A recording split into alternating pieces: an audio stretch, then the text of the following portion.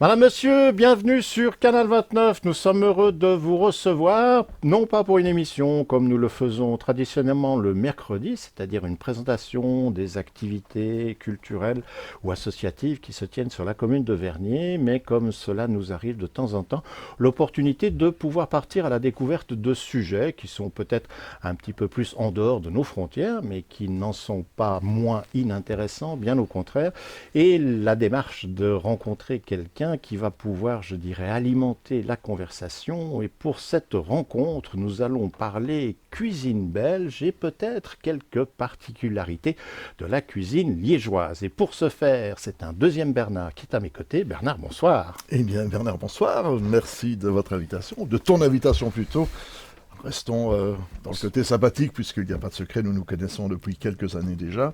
Et ce qui fait le charme de cette rencontre, c'est que, je veux dire, cela fait partie des sujets qu'on a, toi et moi, l'occasion d'aborder assez régulièrement, c'est-à-dire c'est le plaisir de la table, mais quel que soit le pays où on se trouve. Et puis, cette particularité où, il y a quelques semaines, quand on a parlé vinyle, on a eu la chance d'avoir à nos côtés Daniel de la chaîne Raro Vinyle. Et en parlant cuisine belge, et plus particulièrement liégeoise, on va parler également à nos téléspectateurs d'une page qui est sur Facebook et qui est belgitude.be. Alors, c'est une rencontre, évidemment, sans doute, qui parle de la Belgique, mais belgitude veut dire, est-ce qu'il y a une forme de nostalgie, du regret d'avant-hier, où l'on a toujours cette habitude de dire, avant c'était mieux? Tout le monde connaît bien l'expression. Avant, c'était peut-être mieux pour ceux d'avant. Exactement. Bon, mais je pense que la belgitude n'est pas nostalgique du tout. C'est simplement une belge attitude. D'accord. Voilà, je pense qu'il faut s'arrêter à ça, qu'elle soit d'avant, de maintenant, ou que ce soit une attitude en devenir. Ça reste l'attitude du belge qui est aussi basée sur l'autodérision, on rit beaucoup de soi-même. On a un humour parfois un peu particulier, décalé. Il change selon les régions, les traditions. On utilise toujours, je veux dire, pas vraiment l'argot, mais les patois locaux. Donc, la page Belgitude se veut une page de rassemblement entre ce qu'on appelle les Wallemouch, ce qui veut dire les Wallons, donc ceux qui parlent français et qui parlent le wallon, donc notre langue traditionnelle, je vais dire. Les Flamouch, donc la partie néerlandophone du pays, les Flamands, avec qui nous ne sommes pas en guerre, rassurez-vous, et les autres, les Ineke. Donc les Ineke, ce sont des chiens, des bâtards qui n'ont pas vraiment de nationalité ni d'origine. C'est un mélange, c'est un mix entre les deux. Et là-bas, une partie des Bruxellois s'y retrouve. Alors, quand on lit un petit peu la page sur Facebook, d'abord on voit qu'il y a une fréquentation qui est quand même assez conséquente, ce qui est réjouissant quelque part. Qu'est-ce qui amène les gens tout d'un coup à, on va dire, s'abonner à la page? C'est un intérêt porté vers la Belgique, c'est parce que des gens ils sont résidents et puis ont eux aussi une histoire à raconter, un fait à mettre en exergue avec tous ceux qui visitent Facebook pour dire bah, ça moi aussi j'ai mon petit complément à donner. Quelle est, on va dire, la moyenne de la participation des gens? Il y a plus d'intérêt sur certains sujets ou ça reste quand même très large, très ouvert? Bon, alors, on va d'abord un peu planter le décor. Oui. Facebook, c'est officiellement un peu plus de 32 000 membres, mais c'est 32 000 personnes qui ont liké la page. D'accord. En réalité, si on regarde les statistiques, belgitude.be, c'est à peu près 100 000 membres qui viennent régulièrement, puisque ça, on sait le voir dans les statistiques. Dans les 32 000, on va dire qu'il y a potentiellement 25 à 26 000 résidents sur le territoire, et le reste sont des gens d'un peu partout dans le monde. Ça va de la Suisse au Japon, en passant par les îles Fidji. Voilà, il y a vraiment de tout, et souvent, ce sont des personnes qui ont habité en Belgique, qui ont été résidentes, qui sont de nationalité belge à l'origine. Et toutes ces personnes viennent parce qu'ils adorent retrouver les cancans, les potins, les petites recettes, ce qui s'y passe, les stupidités politiques. Oups, pléonasme. Oui, contrepétrie presque. Oui, presque. Voilà, donc. Et ils n'hésitent pas à m'écrire en me disant voilà, j'ai trouvé ça, ou ça pourrait intéresser la communauté. Voilà. Et dans les sujets, alors, il faut bien reconnaître qui marche le mieux, ça reste très bon enfant aussi. Si par exemple vous prenez. Vous savez, en Belgique, on mange la frite. Hein, c'est connu. La frite mayonnaise, monsieur.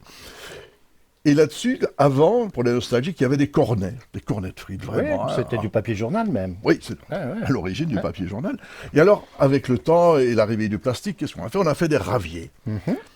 Et il suffit de publier, par exemple, un post qui dit « Cornet au ravier, et vous ?» Et on arrive à 1 million de vues.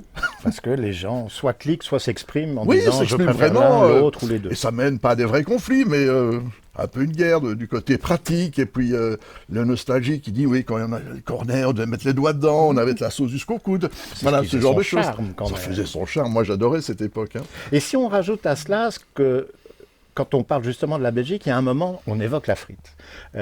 Avec quelques amis, il faut avoir la frite de toute façon. Exactement. Avec quelques amis, nous avons pour habitude de dire que la frite est un sujet bien trop sérieux pour que l'on ne fasse et l'on ne dise n'importe quoi. Donc, rattacher systématiquement le belge à la frite, c'est quand même un petit peu réducteur, je suppose que tu en conviens. Oui, et de l'autre côté, c'est vrai qu'il y a 1001 manières de préparer des frites.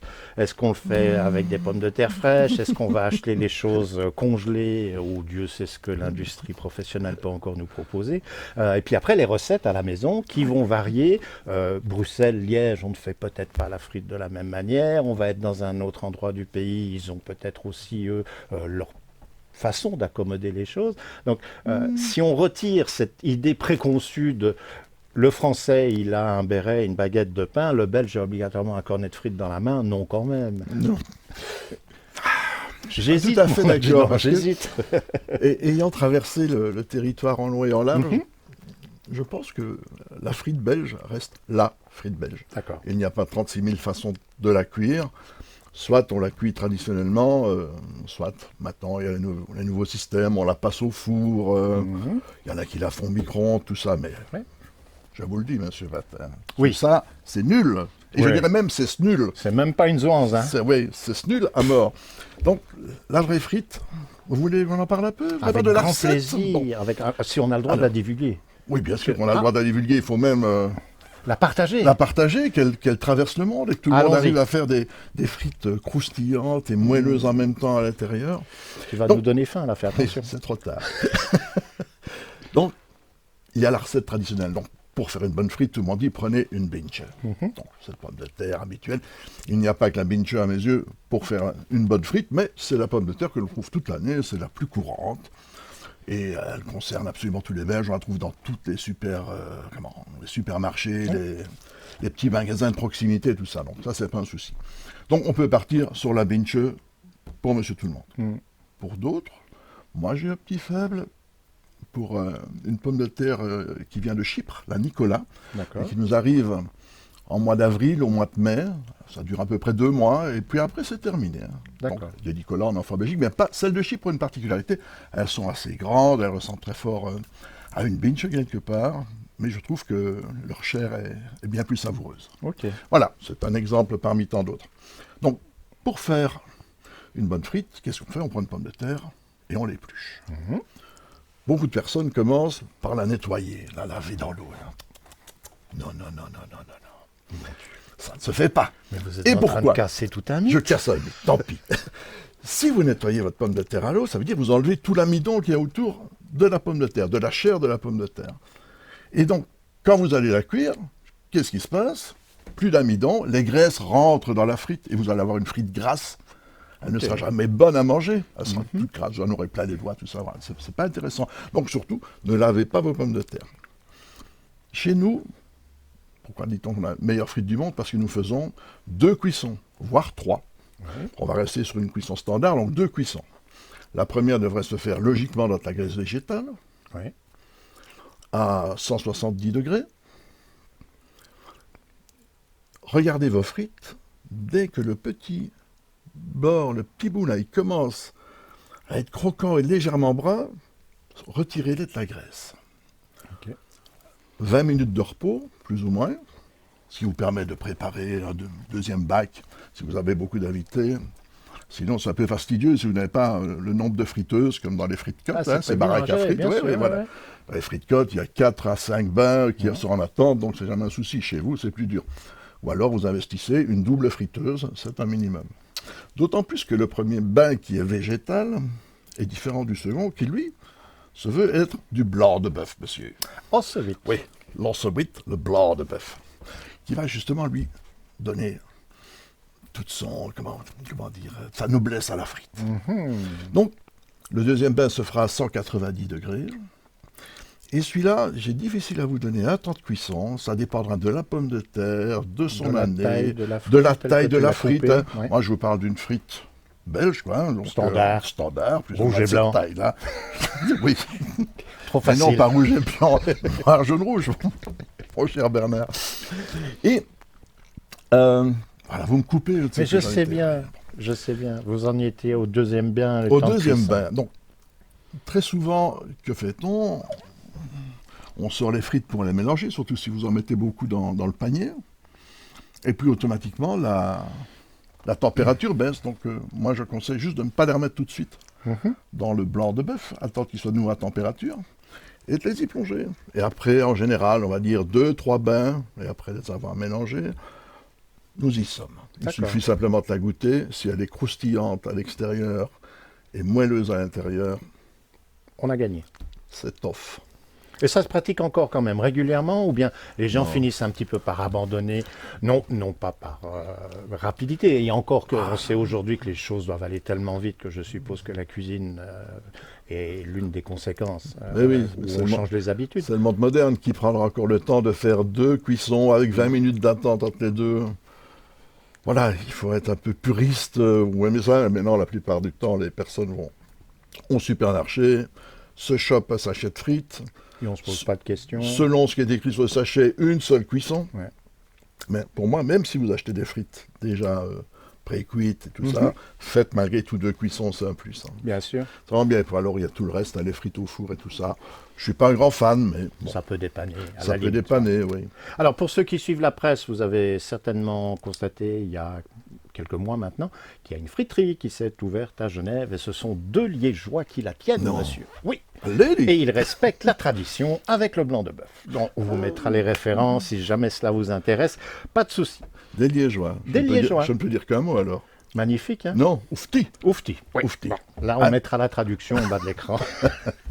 Alors, c'est pas du tout une caricature, mais on a commencé par la frite. Après, quand on parle de cuisine belge, sans être exhaustif, quels sont peut-être les 2 ou 3 grands plats dont on peut considérer que, je sais pas, le lapin à la gantoise, des choses comme ça, une carbonade. On a le stoum, la carbonade flamande. Ces espèces de grands standards, je dirais. Ce sont des grands standards qui varient un peu selon les régions. Bon, il y a des plats qui sont plus typiquement flamands. Ouais. C'est pas pour ça qu'on ne les mange pas en Wallonie. Hein. Tout à fait. Ouais. Tout à fait. Donc voilà, c'est très difficile à dire. On vient d'en citer quelques-uns parmi les principaux. Mais bon, il y a aussi le plus grand des plats. Oui, mais j'hésitais à en parler parce que, non pas que je ne souhaite pas créer de polémique si les gens regardent cette émission, mais là, tout d'un coup, en fait, je dirais, nous devenons plus précis. Nous sommes à Liège. Nous allons parler d'un mets qui est même l'objet d'une confrérie pour contrôler le mets et que l'on respecte. Et oui, monsieur Patine, il y a toujours un mets. Voyez-vous bien, mais si vous vouliez parler de la carbonade flamande ou du stoump, il fallait inviter un spécialiste de la carbonade. Voilà, ou alors un bruxellois. Malheureusement pour moi, j'ai un liégeois à côté de moi. C'est là que je me fais incendier. Et donc, il est incontournable pour moi de devoir vous parler du boulet. Oui, le boulet à la liégeoise. Ah, bien évidemment. Parce qu'en plus, il y a le boulet à la liégeoise. Mais oui. Vous ne pouviez pas faire les choses ça. Patine, tous les boulets ne sont pas égaux. Je m'en doute. Hein? Et on entraîne quelques-uns depuis bon moment. Ah oui. Alors il y a les boulets qu'on traîne. Et vous savez, à Liège, plus particulièrement dans cette merveilleuse confrérie qui est la confrérie du Gai Boulet, il y a une espèce de slogan type qui dit « À Liège, les boulettes, on les fait, les boulets, on les mange ». Donc vous verrez que dans pas dire la gastronomie, mais dans la cuisine en général, le boulet, donc la viande hachée, est quelque chose qu'on retrouve dans tous les pays, dans toutes les couches sociales. Bien sûr. Voilà, en Europe, en avec Amérique des déclinaisons, latine. Ça peut être en saucisse, ça peut être, je veux dire... Oui, un peu de tout. Il y a des livres très bien faits là-dessus, hein, qui vont du boulet à la liégeoise jusqu'à la polpette de sicilienne. Voilà, donc vous trouverez toutes les façons de les accommoder, mais même au sein d'une recette comme le boulet à la liégeoise, il y a des milliers de recettes, puisque chaque famille a sa façon de le préparer. Et bien sûr, c'est toujours la leur la meilleure. Ah bah, fatalement, et c'est ça qu'il y a d'amusant quand on a en plus l'occasion de pouvoir les comparer, parce que chacun, selon ses goûts, va dire celle-ci convient, celle-ci ne convient pas. Ouais. Alors justement pour ça, on parlait de comparer, une chose très drôle, donc cette confrérie du Gué-Boulet, qui provient des environs de Liège, a pour habitude maintenant depuis 2 ans d'avoir créé un concours qui s'appelle le Boulet de la ménagère. D'accord. Donc, ce qui veut dire que tout citoyen et citoyenne lambda, comme vous et comme moi, peut s'inscrire à ce concours, venir avec sa propre recette, qui est ensuite dégustée par des membres de la confrérie et par des membres extérieurs, D'accord. et on lui attribue le prix de l'année. Waouh. Voilà, et la confrérie aussi, depuis maintenant de nombreuses années, je regarde un peu mes notes. Donc la confrérie s'est créée en 1996, et depuis 1997, elle remet annuellement un prix qui s'appelle le boulet de cristal au restaurateur qui aura créé le meilleur boulet de l'année. D'accord. Voilà, Je suppose charge que- lourde à porter, n'est-ce pas? Voilà, ça doit être une récompense qui, entre Oui. guillemets, est assez courue, parce Ah que oui, oui, oui. c'est une manière aussi, on va dire, de mettre un petit peu en lumière un établissement, et puis bah, il y aura la curiosité des gens de dire, puisqu'il a obtenu le prix cette année, on va aller le goûter. On va aller le goûter. Et qu'est-ce que ouais. ça représente par rapport à son prédécesseur, si éventuellement ça changeait, et puis parfois il y a peut-être des gens qui sont reconduits sur plusieurs années, parce que... Non. il y a, non, ah, Non, en on, plus. on ne reconduit pas, on trouve toujours un autre. Une alternative. Une alternative. Oui, Ouais. voilà, il faut que ce soit. Oui, c'est un autre. d'autant plus passionnant. Donc, Oui, quelque parce part. que je me poserais l'intérêt de dire il n'y a qu'une seule sorte de boulet, une seule recette et tout ça, c'est toujours lui qui l'a réussi. D'accord. Il y a bien des établissements qui se targuent de vente, de faire les meilleurs boulets Oui, ou de- celui qui de le Liège ou fait du monde, depuis voilà. X années, etc. Voilà, Il y a mais tous les arguments tout ça commerciaux change. sont bons. Parce que les ingrédients changent aussi. Alors c'est ça qui est C'est pas intéressant, puisqu'on parle de confrérie et de recettes, on peut considérer qu'il y a la recette du boulet, et puis après les adaptations qui se font au sein des familles depuis Oui. des lustres. Voilà. Oui, il y a des milliers de déclinaisons. Ouais. Hein. Bon, régulièrement chez des amis, on me propose des boulets, et puis voilà, tu fais, ah, c'est très bon, mais que mettez-vous dedans? Qu'est-ce qu'il y a de différent avec une recette plus ou moins traditionnelle? Je pense qu'on n'a pas vraiment une recette On n'a pas retrouvé un d'origine. parchemin estampillé, ceci est l'original du boulet. Ah, peut-être chez les princes évêques, mais allez savoir, allez savoir. Par contre, sur le site de la confrérie du Gué-Boulet, il y a une recette de base. Donc, si vous voulez vous essayer à faire un boulet à la liégeoise, Il y a vous un aurez là départ. une excellente recette. Je les ai testées moi-même. Et voilà, je me suis permis évidemment d'améliorer la recette. Du moins, l'améliorer à ma À ta sauce, manière. à mon goût. Chose très drôle, il faut savoir aussi que sur Liège, on appelait ça parfois boulet sauce lapin. Ah. Et vous savez la particularité de la sauce lapin, monsieur Patine? Non. Eh bien, il n'y a pas de lapin. Pauvre lapin. C'est bien. Au Lapin, moins pour le lapin. ça linge. Voilà. Ouais. D'accord. Ah ben écoute, je ne connaissais pas l'astuce. Alors Si, si on si. parle de la recette de base, qu'est-ce qu'on peut donner comme référence? Ou même si tu as les éléments sous la main, on pourrait peut-être les mentionner. On les mettra après, Après, vous pourrez en toujours insert, ou des liens, comme ça les gens pourront les voir. Déjà le pourront site de vous la contacter, confrérie. voilà, la confrérie, Ça plus permettra de partager. contacter Canal 29, Tout où à on fait. pourra partager tout à fait ma recette, celle de la confrérie. Et voilà. puis là, on va recevoir 10 000 messages de belgitude-be en disant « Mais nous, on ne la fait pas comme ça, monsieur. Oui, oui. Et surtout, un grand merci de tous les lapins qui auront bien dit il n'y a pas de lapin dans la sauce lapin. Exactement. Alors, pour faire un boulet onctueux, Mhm. moelleux, il faut mettre un peu plus de porc que de bœuf. Donc ton mélange Voilà, de viande. le mélange. Ouais. On va dire pour environ 14 boulets, il faut en faire en nombre. Hein. On n'en mange jamais un seul. Un Et dès peu qu'on fait des court, boulets, hein. on invite des amis. Oui. Et, Enfin, et on mange le reste le lendemain. sauf si on Ça, est c'est- égoïste. Hein. Oui, ça, mais c'est la grande tradition. Donc, on va dire pour 14 boulets, on va mettre 450 grammes de hachis de bœuf et à peu près 950 grammes de hachis de porc. Ma Ok. recette, n'est-ce pas? Des échalotes hachées, bien sûr, des tranches de pain de mie imbibées de lait. J'évite les pains industriels, machin. Vaut mieux acheter un bon pain blanc, couper les croûtes et imbiber le tout et en faire, comment dire, une masse. Une masse, ouais. Qu'on mélangera avec tout le reste évidemment. 2 œufs, de la chapelure pour sécher le mélange à la fin, et alors sel, poivre et noix de muscade. Voilà, avec ça, vous avez tout ce qu'il faut pour réussir un boulet. Alors, rien de compliqué. Jusqu'ici, tout va bien. Tout va bien. On mélange les éléments afin d'obtenir une préparation homogène. Et puis, à la fin, vous verrez que la préparation est un peu humide. Alors, pour la rendre moins humide, on met la chapelure à ce moment-là. Et on continue à mélanger. Jusqu'au moment où on verra la pâte est suffisamment sèche et tient bien ensemble pour être maintenant mise en forme. Okay. Un boulet fait en général 120 grammes en restaurant. À la maison, 150 grammes. Pour les gourmands, 200 si on veut. Ça changera un peu le temps de cuisson, mais voilà. Au diable. Alors, vous roulez les boulets dans vos mains. Une petite astuce, vous avez une idée, monsieur Mathilde? Non. De l'astuce? Tu mets de la farine sur tes mains? Non, parce que ça colle systématiquement. Ouais. Donc, dans le fond de l'évier, un peu d'eau tiède. Ouais. Vous mouillez vos mains dans l'eau tiède. Et vous prenez les boulets. Il n'y a plus de souci, il n'y a plus rien qui colle. D'accord. Voilà, ça c'est le bon plan. C'est le bonus. Vous avez bien fait de venir ce soir.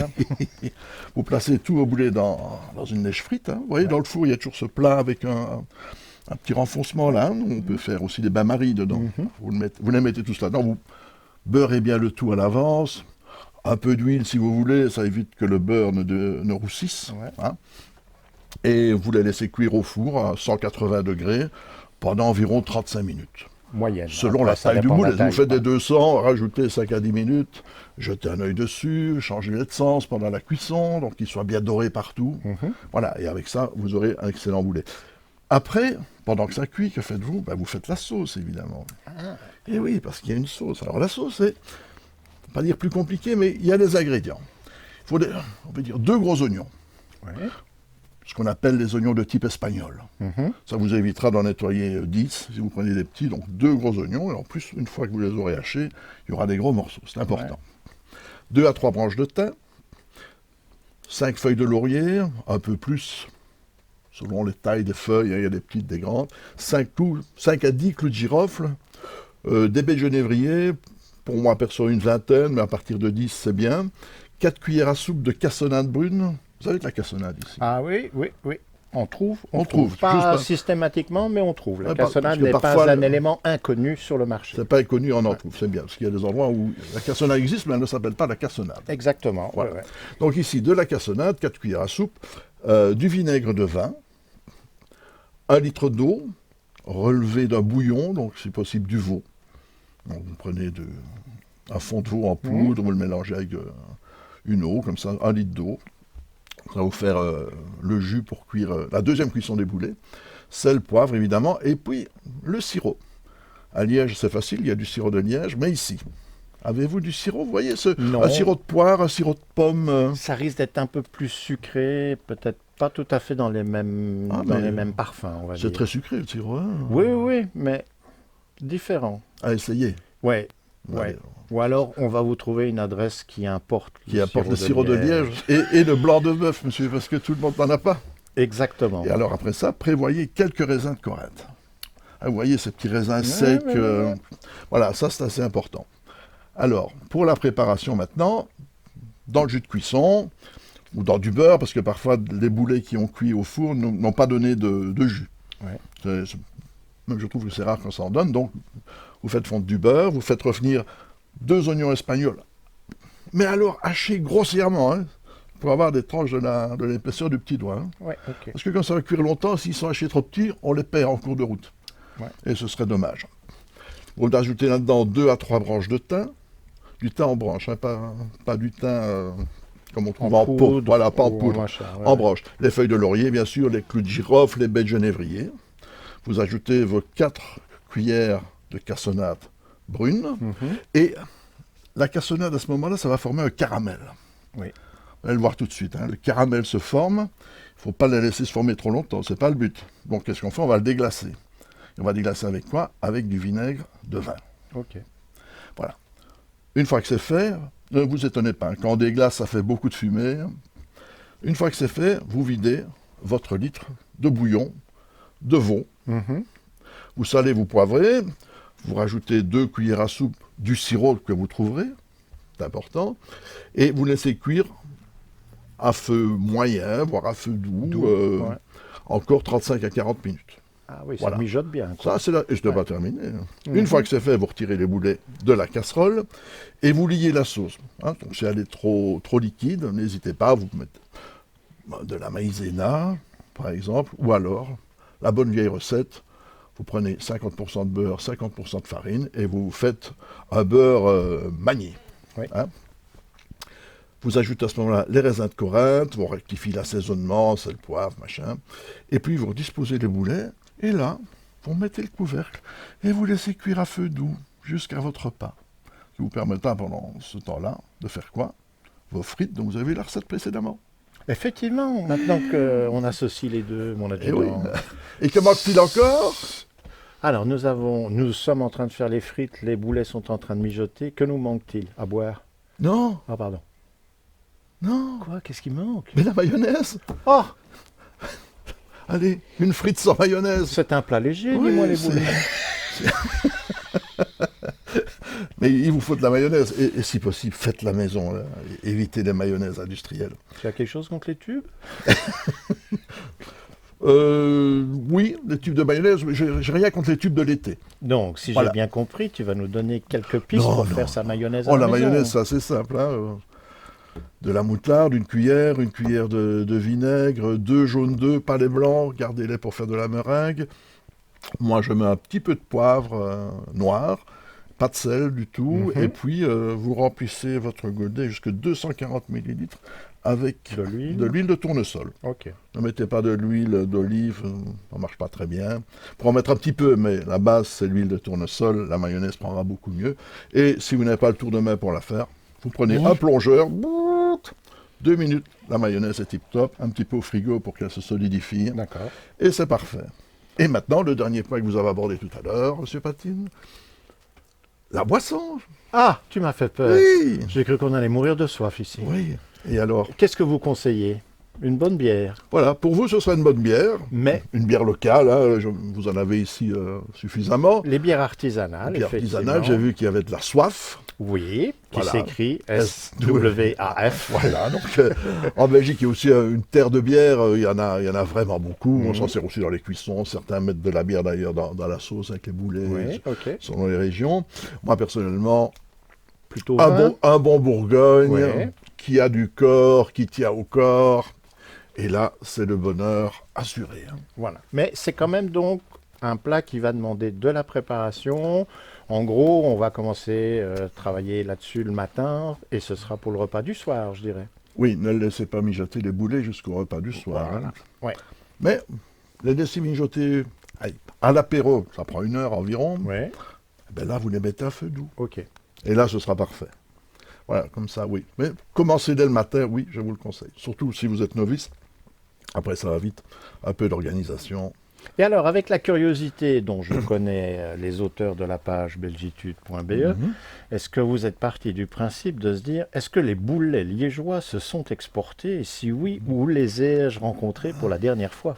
Alors, j'ai des clients on exporte plus facilement la frite que le boulet. Bien sûr.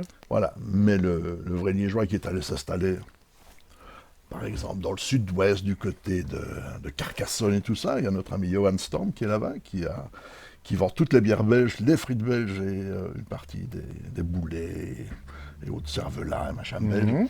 Voilà, lui, il fait une recette avec cette formule. Donc oui, il y a plein de personnes. J'en ai eu qui m'ont écrit d'Irlande aussi, en disant on fait des frites et des boulets à la liégeoise en Irlande.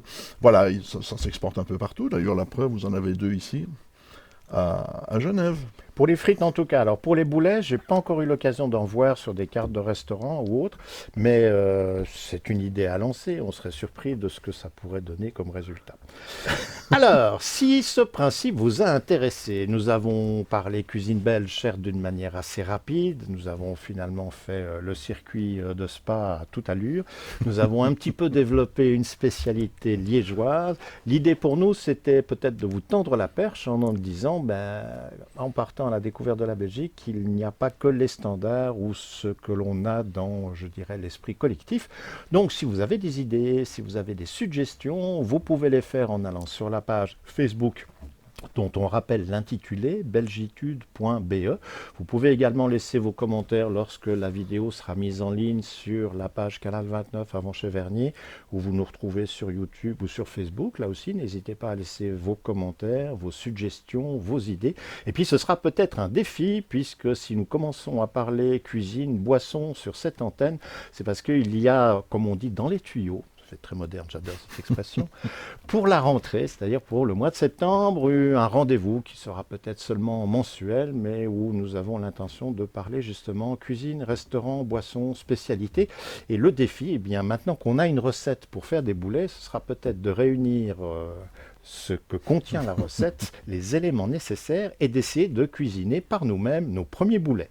Comme on va les rater, on appellera ça les boulets Canal 29, bien évidemment. Oui. Et peut-être qu'au moment de déguster le boulet, il y aura une tradition à respecter. Oui, voilà. C'est une espèce de cri de guerre, de slogan. C'est toujours très drôle. Je vous laisse introduire, cher ami. Donc, si vous faites ça à Liège, ça ne pose pas de souci. Beaucoup de personnes connaissent et tout le monde va répondre.